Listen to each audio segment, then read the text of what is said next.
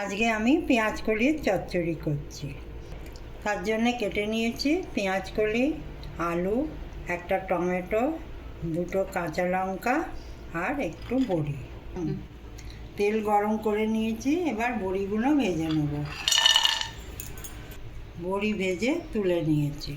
এবার ওই তেলেই কালো জিরে আর দুটো কাঁচা লঙ্কা। ফোড়নটা ভাজা হয়ে গেছে, এবার আলুগুলো দিলাম।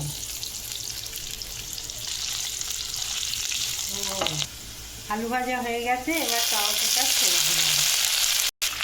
এর সঙ্গে পেঁয়াজ কলি দিয়ে দেবো।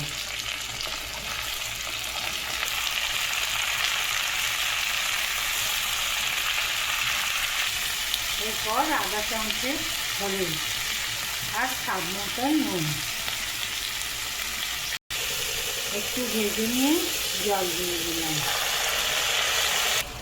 জলটা শুকিয়ে গিয়ে মাখা মাখা হয়ে গেছে, এবার বড়িটা গুঁড়িয়ে নিয়ে ওপরে দিয়ে দিলাম। ভাজা ভাজা হয়ে গেছে, এবার নামিয়ে নিচ্ছি। আমার পেঁয়াজ কলির চচ্চড়ি রেডি।